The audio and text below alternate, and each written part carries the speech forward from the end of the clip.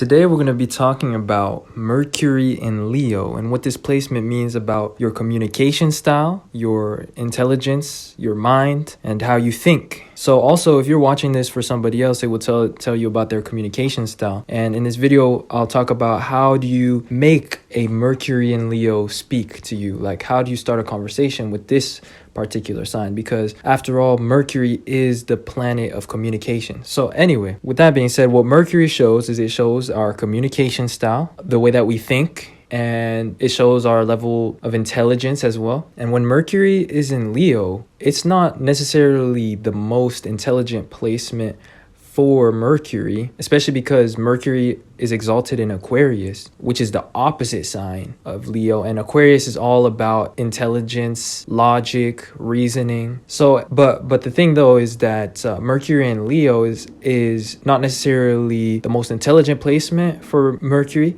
but it shows the best learners. Because one aspect of Mercury and Leo individuals is that they are great learners. They are fast learners. And within a classroom environment, they may not necessarily be the smartest students, but they are always the most engaged and and also they tend to be like the most confident in their answers, even if that answer may be incorrect. So like the thing though is that due to being, expressive and confident in their ideas, they are also exposed to opportunities to like grow and to learn a lot.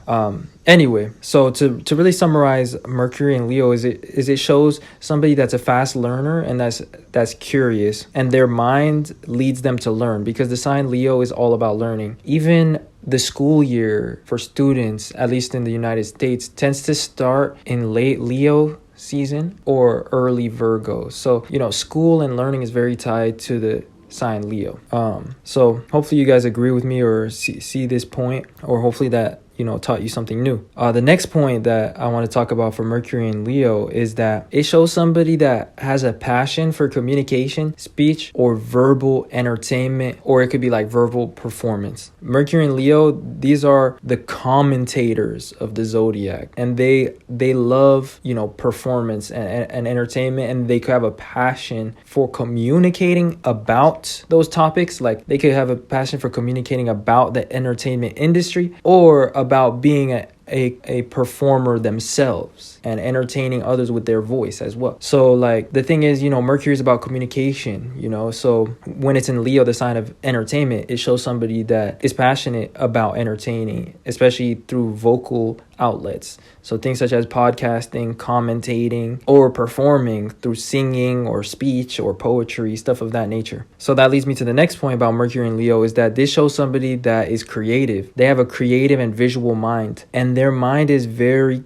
creative and colorful. They have an animated mind, so to speak. Leo is all about fun, entertainment, and excitement. It's about cartoons, childhood. It's all about that colorful, playful, youthful energy. That's the type of vibration that sign has. So when I see Mercury and Leo in a chart, this to me shows somebody with a creative and colorful mind. With that being said, let me interrupt this video briefly and talk to you guys about natal chart readings, and then we're gonna come back to the topic of this video. I'm interrupting this video with a brief mid-roll promotion. I wanted to talk to you guys about readings. I'm currently doing natal chart readings and interpretations. So if you would like a personalized video reading that is private and only sent to you, covering your personality, your talents, as well as your financial astrology, and then your destiny or your soul's purpose, which would be based on the North Node placement and the rulers of that, then check the email in my description, which is readings@astroseri.com, and go ahead and send me an email if you would be interested in booking a reading. I also offer aspect table readings, meaning all of the aspects that are in your chart and what they mean. And finally, I offer Synastry Readings, which is about love and compatibility. For the most part, everybody that I have done a reading has been amazed with the results and has greatly benefited, at least half of whom have left a donation after the reading to show their appreciation, or have purchased a second reading for somebody else, or for additional questions that they had. Now, my readings go in depth, so it is not for the faint of heart. So if you do not want to know how you really are based on your chart, then the readings are not for you. If you would like an interpretation of your chart by me, then definitely feel free to send an email. Let me know which type of reading that you're interested in, and we will work things out from there. With that being said, let's get back into the topic of this video. Thank you.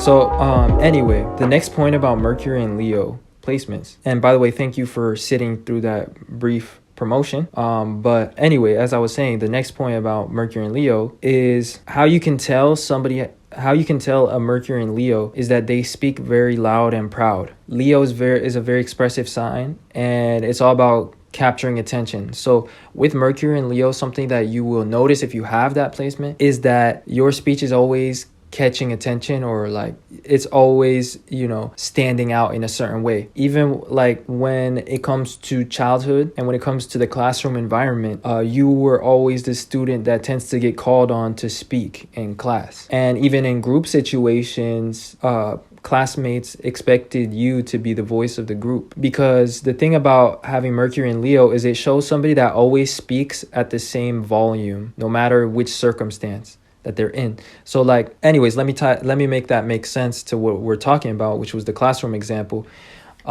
Basically, when you have Mercury and Leo, which is a fixed fire sign, it's all about confidence. So your voice really resonates the vibration of confidence, and others perceive you as a confident communicator. Even when you are feeling nervous, you tend to come across and confident or give a favorable impression, because your voice tends to always speak at the same volume, which is a really random observation, but like that's so true about Mercury and Leo. Like sometimes they have a hard time, being like quiet or low key when they speak, because they just have this unconscious tendency to always speak at the same volume, kind of like a child does. A child is not aware of the circumstance. They're always speaking at the same level. And this is due to the fact that Leo is a fixed sign. Fixed is about a constant level of energy. Fire sign is about energy. So anyway, with that being said, with Mercury and Leo, you always tend to speak at the same volume, no matter what circumstance. So when it comes to situations where people need somebody to speak up, everybody looks to you because they perceive you as the communicator of the group or the confident speaker.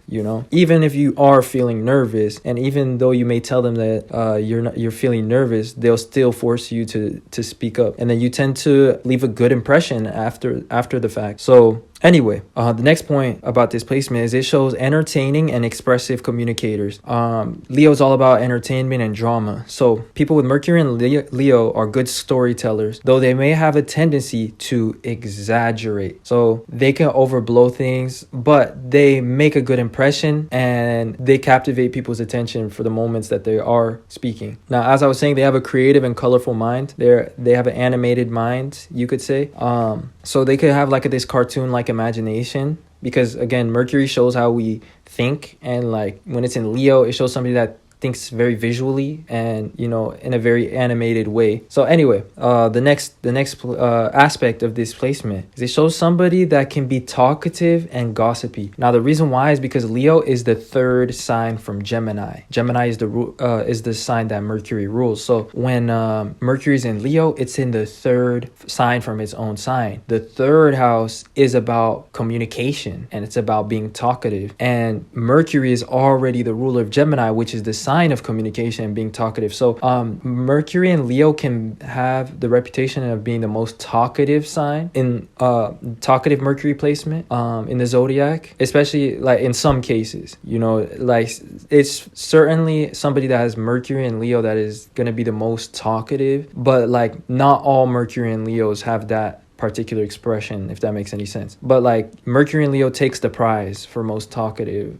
Anyway, as I was saying, that's just a general, trait of them, but not all, Mercury and Leo, depending on the house that it's in are gonna be talkative like that. But as I was saying though, like this placement can show a tendency of being talkative and gossipy, and that's because Leo is all about drama and Mercury is about your communication style. So Mercury and Leo show somebody whose communication is drama or is entertainment. So generally speaking, they love topics involving ego or like the interaction between characters. And you know, we all have an ego. We all have a different role that we play in different characters, different personalities. And you know, Mercury and Leo love the aspect of interaction between egos and like characters. So that's why when it comes to communication, they can have a tendency to gossip, because they love to talk about the interaction between different people, and like they love to talk about events.